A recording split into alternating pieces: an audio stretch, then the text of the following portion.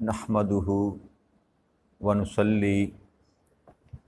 ونسلم علی سیدنا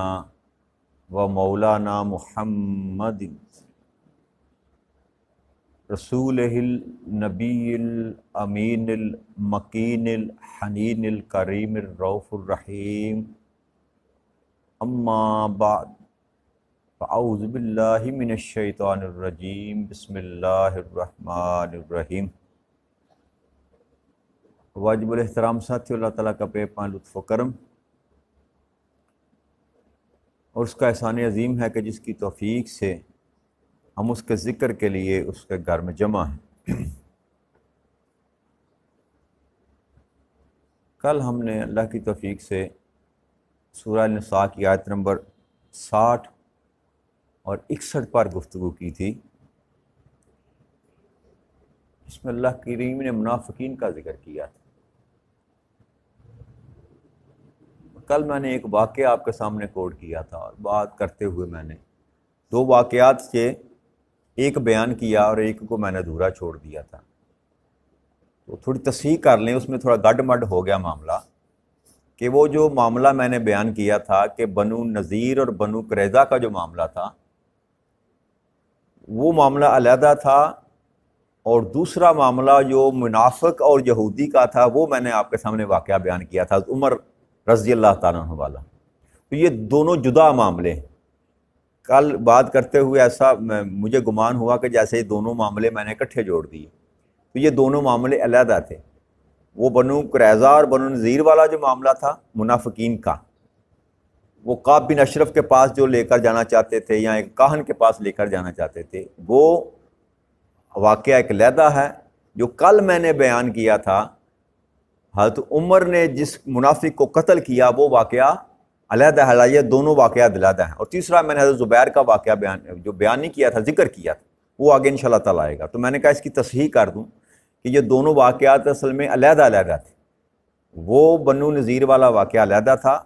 وہ کعب بن اشرف یا وہ کاہن کے پاس اپنا لے کر جانا چاہتے تھے یا لے کر گئے منافق جو تھے۔ اس لیے اللہ نے فرمایا تھا کہ جب آپ کی طرف ان کو بلایا جاتا ہے تو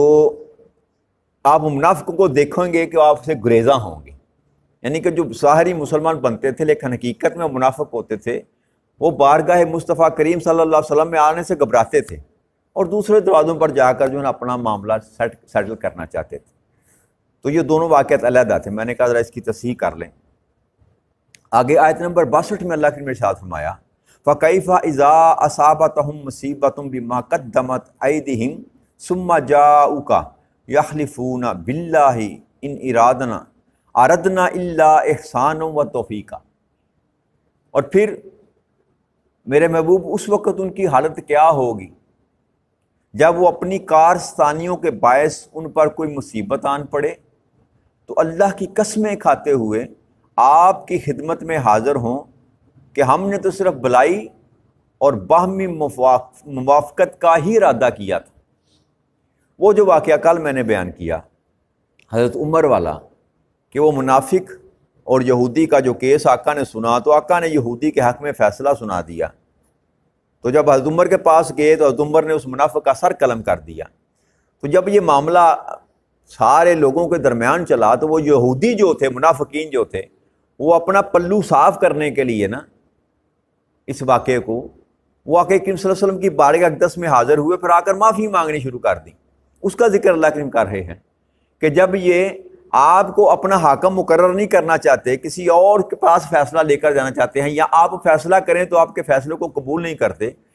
اور پھر جب آپ کے پاس آتے ہیں تو اللہ فرماتے ہیں کہ پھر ان کی حالت کیسی ہوتی ہے جب وہ اپنی کارستانیوں کے سبب ان پر کوئی مصیبت آن پڑتی ہے، یعنی کہ آقا نے فیصلہ کیا، اس نے قبول نہ کیا،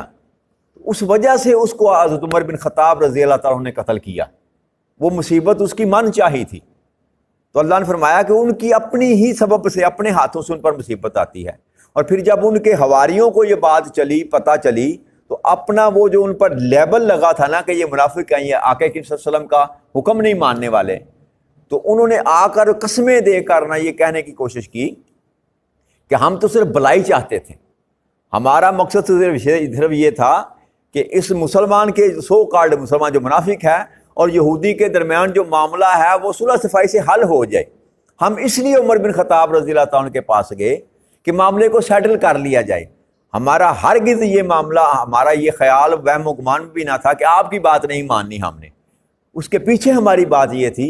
کہ ہم صلح چاہتے تھے، ہم موافقت چاہتے تھے. تو یہ عذر جو ہے نا انہوں نے پیش کیا، اس کا ذکر اللہ کریم فرما رہے ہیں کہ یہ کیسے منافق ہیں. اولئک الذین یعلم اللہ ما فی قلوبہم، یہ وہ منافق اور مفسد لوگ ہیں میرے محبوب کہ اللہ ان کے دلوں کی ہر بات کو خوب جانتا ہے. وَأَعْرِضْ عَنْهُمْ وَعِظْهُمْ وَقُلْ لَهُمْ فِي أَنفُسِهِمْ قَوْلًا بَلِيغًا، پس آپ ان سے اعراض برتیں اور انہیں نصیحت کرتے رہیں، ان سے ان کے بارے میں مؤثر گفتگو فرماتے رہیں. تو اللہ نے فرمایا کہ یہ جو آپ سے آ کر اس طرح کا کلام کرتے ہیں تو اے میرے محبوب میں جانتا ہوں کہ حقیقت میں ان کے دلوں کے اندر جو کچھ ہے میں خوب جانتا ہوں ان کو. لیکن آپ ایسا کیا کریں کہ ان کے ساتھ اعراض برتیں اور انہیں نصیحت کرتے رہیں، یعنی کہ ان کو چھوڑ نہ دیں. بے شک ان کا جو ظاہر ہے یا باطن ہے آپ پر کھل کر آ گیا، یا میں نے آپ کو بتا دیا کہ یہ حقیقت میں منافق ہیں، لیکن پھر بھی آپ ان کو نصیحت کرتے رہیں، اچھی گفتگو ان کے ساتھ کرتے رہیں، ان کو سمجھاتے رہیں اور ان کے بارے میں مؤثر گفتگو فرماتے رہیں. یعنی کہ اللہ کریم نے یہ حکم دیا کہ آپ ان کے ساتھ معاملہ جو ہے واعظ و نصیحت کا وہ پہلے سے بھی زیادہ بہتر انداز میں کریں، پہلے سے بھی زیادہ بہتر انداز. کیونکہ جب نبی اکرم صلی اللہ علیہ وسلم کے سامنے یہ بات کھل گئی کہ یہ منافق ہیں، آپ نے اعلان نہیں کیا نا. اس قرآن کی آیت کریمہ نے اللہ نے فرمایا اولئک الذین یعلم اللہ ما فی قلوبہم، اللہ تو جانتا ہے ان کے دلوں میں کیا ہے. تو جو اللہ جانتا تھا وہ اللہ نے اپنے محبوب کو بھی بتا رکھا تھا. اس لیے آقا کو فرمایا جا رہا ہے کہ آپ جانتے ہیں کہ یہ منافق ہیں، لیکن اس کے باوجود اللہ یہ چاہتا ہے کہ آپ ان کے ساتھ نصیحت والا معاملہ کریں اور ان کے ساتھ مؤثر گفتگو کرتے رہیں، ان کو مزید پیار سے، لاڈ سے، محبت سے سمجھاتے رہیں. پھر اللہ کریم نے آگے ارشاد فرمایا وَمَا أَرْسَلْنَا مِن رَّسُولٍ إِلَّا لِيُطَاعَ بِإِذْنِ اللَّهِ وَلَوْ أَنَّهُمْ إِذ ظَّلَمُوا أَنفُسَهُمْ جَاءُوكَ فَاسْتَغْفَرُوا اللَّهَ وَاسْتَغْفَرَ لَهُمُ الرَّسُولُ لَوَجَدُوا اللَّهَ تَوَّابًا رَحِيمًا. اور ہم نے کوئی پیغمبر نہیں بھیجا مگر اس لیے کہ اللہ کے حکم سے اس کی اطاعت کی جائے. اب یہ سارا مضمون بیان کرنے کے بعد پہلے بھی اللہ نے آیت نمبر 59 میں بھی یہ کہا وَأَطِیعُوا اللَّهَ وَأَطِیعُوا الرَّسُولَ، اللہ کی اطاعت کرو اور اللہ کے رسول کی اطاعت کرو. اب یہ سارے واقعات کوٹ کرنے کے بعد اللہ کریم پھر کہہ رہا ہے کہ میں نے کوئی پیغمبر ایسا نہیں بھیجا ماں سوائے اس کے کہ اس کے حکم کی اطاعت کی جائے، جو بھی وہ کہہ دے اس کو مان لیا جائے، جو بھی وہ کہہ دے اس کو مان لیا جائے، اس پر سوالیہ نشان نہ اٹھایا جائے. آگے جو اللہ کریم میں اس کا آیت کا دوسرا حصہ ہے، اللہ نے فرمایا کہ اے میرے حبیب، اور اگر وہ لوگ جو اپنی جانوں پر ظلم کر بیٹھے، یعنی کہ ایک تو آپ کی بارگاہ میں آنے سے کتراتے ہیں، یہ بھی ظلم ہے، دل میں بغض رکھتے ہیں، کینہ رکھتے ہیں، حسد رکھتے ہیں، نفاق رکھتے ہیں، اور دوسرا پھر آپ کا حکم صادر کرتے ہیں تو اس کو قبول نہیں کرتے، تو یہ ظلم ہے، یہ ظلم ہے. تو اللہ نے فرمایا جب وہ اپنی جانوں پر ظلم کر بیٹھے تھے، یا وہ کاہن کے پاس فیصلہ کرانے کے لیے چلے گئے، یا وہ کعب بن اشرف کے پاس فیصلہ کرانے کے لیے چلے گئے آپ کی موجودگی میں، تو آپ کی خدمت میں حاضر ہو جاتے اور اللہ سے معافی مانگتے اور رسول اکرم صلی اللہ علیہ وآلہ وسلم بھی ان کی مغفرت طلب کرتے، تو وہ ضرور اللہ کو توبہ قبول فرمانے والا اور نہایت مہربان پاتے. اب اللہ کریم نے اس آیت کریمہ کے اس حصے میں یہ طریقہ بتایا امت کو کہ تم اگر اپنی جانوں پر ظلم کر، یہ آیت کریمہ کا جو خاص نزول ہے نا، خاص خطاب جو ہے وہ تو ان کو ہے، اس وقت کے مسلمانوں کو اور مکہ کے مدینہ کے جو منافقین تھے جنہوں نے اپنی جانوں پر ظلم کیا، خطاب تو ان کو کیا جا رہا ہے. لیکن قانون رب کریم نے اس آیت کریمہ کے ذریعے ساری امت کے لیے وضع کر دیا کیا کہ جب بھی تم اپنی جانوں پر ظلم کر بیٹھو، کسی بھی قسم کا ظلم کر بیٹھو گناہوں کے سبب سے، تو آپ کیا کرو، آقا کریم صلی اللہ علیہ وسلم کی بارگاہ اقدس میں حاضر ہو جاؤ اور پھر اللہ سے معافی مانگو۔ تو رسول اکرم صلی اللہ علیہ وسلم بھی اگر آپ کے لیے دعائے مغفرت طلب کریں تو اللہ فرماتا ہے کہ یہ ضرور اللہ کو توبہ قبول کرنے والا اور رحم مہربانی کرنے والا پا لیں گے۔ اب اس کو دوسرے طریقے سے بیان کرتے ہیں کہ اگر آپ اپنی جانوں پر ظلم کر لیں تو آپ آقا کریم صلی اللہ علیہ وسلم کی بارگاہ اقدس میں آ جائیں اور وہاں آ کر اللہ سے معافی مانگیں۔ اگر وہاں آ کر آپ اللہ سے معافی مانگتے ہیں اور میرا محبوب جو ہے وہ بھی تمہارے لیے مغفرت کی دعا کر دیتا ہے تو میں ضرور بر ضرور تمہاری توبہ قبول کر لوں گا اور تم پر مہربانی کر دوں گا۔ اب اللہ کریم نے یہاں اپنی توبہ کو قبول کرنا اور مہربانی کرنے کو اور مغفرت کو نبی اکرم صلی اللہ علیہ وسلم کی مغفرت طلب کرنے کے ساتھ جوڑا، اور یہ آیت کریمہ چونکہ 15 صدیاں پہلے قرآن کریم کا حصہ بنی اور ایک خاص مقام پر آئی، لیکن یہ قانون اس کا مطلب یہ نہیں ہے کہ بس اس وقت کے لیے تھا، یہ مغالطہ ہے، کچھ لوگوں کو یہ مغالطہ ہے کہ یہ بس اس وقت کی بات تھی کہ جب نبی اکرم صلی اللہ علیہ وسلم ظاہری حیات تھے، اس وقت کوئی اپنی جان پر ظلم کر لیتا تو وہ آپ کی بارگاہ اقدس میں آ جاتا، معافی مانگتا، آقا اس کی شفاعت کرتے، سفارش کرتے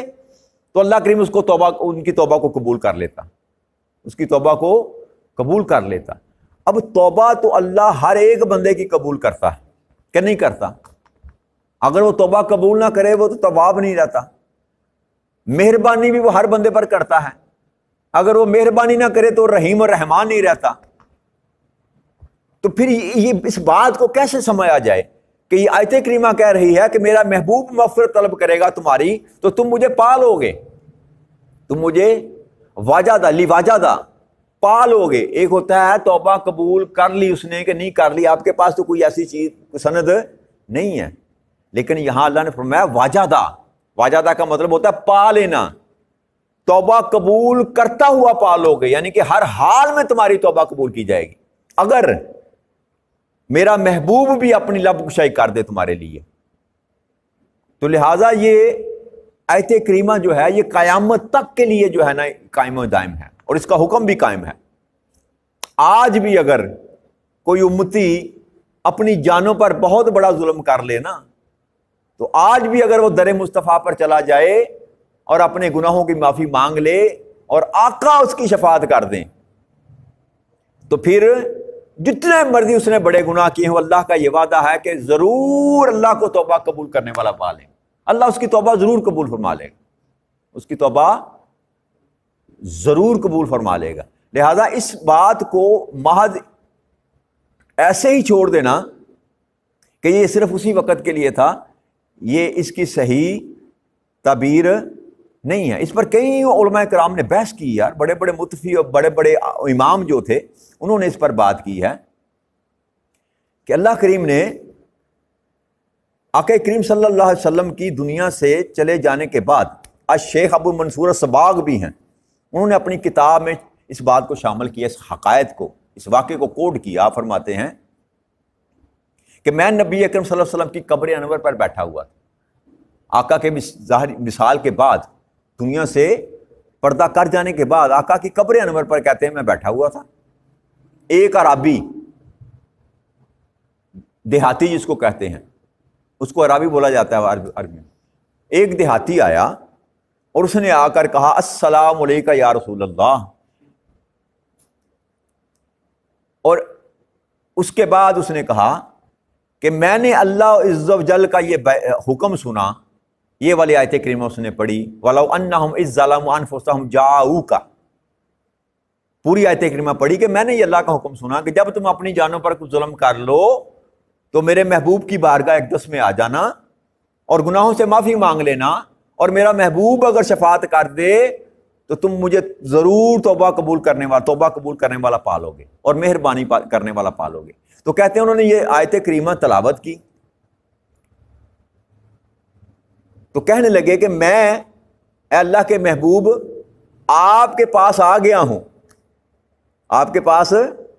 آ گیا ہوں اور اپنے گناہوں کی معافی مانگتا ہوں، استغفار کرتا ہوں، اور اپنے رب کی بارگاہ میں آپ سے شفاعت کا طلب کرنے والا ہوں کہ آپ بھی اب میرے لیے اللہ کی بارگاہ میں شفاعت کر دیں، میرے لیے اللہ سے مغفرت طلب کریں۔ اور اس کے بعد اس نے 2 شعر پڑھے جن میں اردو میں ترجمہ اس کا یہ ہے کہ اے وہ زمین کے مدفونین میں سب سے بہتر جن کی خوشبو سے زمین اور ٹیلے خوشبودار ہوئے، میری جان اس قبر پر فدا جس میں آپ ساکن ہیں، اور اس میں اف ہیں، اس میں صحابت ہے اور لطف و کرم ہے۔ پھر وہ عرابی چلا گیا، یہ بات کر کے وہ قبر انور سے چلا گیا۔ تو حضرت ابتی یہ بیان کرتے ہیں جب وہ عرابی چلا گیا نا تو مجھ پر نیند کا غلبہ آیا، جیسے اونگ آتی ہے انسان کو، اور آقا کریم صلی اللہ علیہ وسلم میری خواب میں تشریف لے آئے اور آ کر فرمایا، کہنے لگے اے اتبی اس عرابی کے پاس جا اور اس کو جا کر خوشخبری سنا دے کہ اللہ نے اس کی مغفرت کر دی اور اس کی توبہ قبول فرما لی۔ تو آقا کریم صلی اللہ علیہ وسلم کی قبر انور پر آ کے اس نے یہ استدعا کی، معافی کی، درخواست پیش کی۔ تو آقا کریم صلی اللہ علیہ وسلم نے ان کی توبہ کو اللہ کی بارگاہ میں پیش کیا اور اللہ کریم نے ان کی توبہ قبول فرما لی، اور نبی اکرم صلی اللہ علیہ وسلم نے ان حضرت اتبی کے ذریعے اس شخص کو پیغام دیا کہ جاؤ اس کے جا کر کہو کہ تو جو چل کر آیا تھا اللہ کا پیغام سن کر کہ نبی کے پاس آ کر مغفرت طلب کرنا تو میں تیری توبہ قبول کر لوں گا، تمہیں یہ خوشخبری سنائی جاتی ہے کہ تیری توبہ کو قبول کیا جاتا ہے۔ اور اس واقعے پر کئی علماء کرام نے بحث کی ہے، ہر مکتبہ فکر کے علماء کرام نے اس پر بحث کی ہے، اور اس بات سے یہ حکم نکالا جاتا ہے کہ آج بھی اسی طرح نبی اکرم صلی اللہ علیہ وسلم اپنے امتی کی سفارت کرتے ہیں، شفاعت کرتے ہیں، اور اس کی مغفرت کو اللہ کی بارگاہ میں پیش کرتے ہیں جیسے اپنی ظاہری زندگی میں کرتے ہیں۔ اور آج بھی اگر کوئی آقا کریم صلی اللہ علیہ وسلم کے پاس جا کر اپنے گناہوں کی معافی طلب کرے گا آپ کی بارگاہ اقدس میں جا کر، تو ہر صورت اس کی توبہ کو اللہ کریم قبول فرما لے گا، اس کی توبہ کو قبول فرما لے گا۔ لہٰذا یہ دروازہ جو ہے قیامت تک کے لیے رب کریم نے بند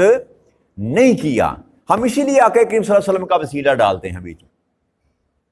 جی بعض لوگوں کو وسیلے پر بھی اعتراض ہوتا ہے، پر یہ بحث طلب موضوع نہیں ہے، میرا موضوع بھی یہ نہیں ہے۔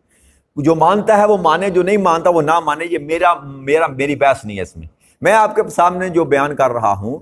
یہ وہ گفتگو ہے جو 14-15 صدیوں سے سیٹل گفتگو ہے، اور کئی علماء کرام نے ایون یہاں تک کہ دیوبندی علماء کرام جن میں تھانوی صاحب بھی ہیں، انہوں نے بھی اس کو بیان کیا، اس معاملے کو، اس حقائق کو بھی انہوں نے بیان کیا، اس حقائق کو بھی بیان کیا ساتھ کہ اس سے یہ بات ثابت نہیں کی جا سکتی کہ یہ محض اس وقت کے لیے یہ حکم تھا۔ آج آقا کریم صلی اللہ علیہ وسلم کسی کی شفاعت نہیں کرتے یا کسی کی مغفرت طلب نہیں کرتے، لیکن بعض لوگوں میں یہ ہے وہ نہیں مانتے اس بات کو۔ اب کسی کو منایا نہیں جا سکتا کسی کو، لیکن یاد رکھیے گا قرآن کا کوئی حکم ایسا نہیں ہے جب تک اس کی دوسری آیت آ کر اس کو منسوخ نہ کرے وہ حکم باقی رہتا ہے، وہ حکم باقی رہتا ہے۔ اس آیت کریمہ میں جو اللہ کریم نے حکم دیا نا کہ جب اپنی جانوں پر ظلم کر لو تو میرے محبوب کے پاس آ جایا کرو، حاضر ہو جایا کرو میرے محبوب کی خدمت میں، اور آ کر معافی مانگا کرو۔ معافی تو گھر میں بھی مانگی جا سکتی ہے نا جی، یہاں اللہ کریم کہتا ہے نہیں، میرے محبوب کی بارگاہ میں آ کر معافی مانگو، اور میرا محبوب بھی لب کشائی اگر تمہارے لیے کر دے تو میں ضرور بالضرور تمہاری توبہ کو قبول فرما لوں۔ تو اب اس آیت کریمہ کو پورے قرآن میں کسی آیت نے کینسل منسوخ نہیں کیا۔ جب تک آپ اس کی منسوخی کے لیے کسی آیت کو لے کر نہ آئیں گے اس وقت تک آپ اس آیت کریمہ کے حکم کو تبدیل نہیں کر سکتے۔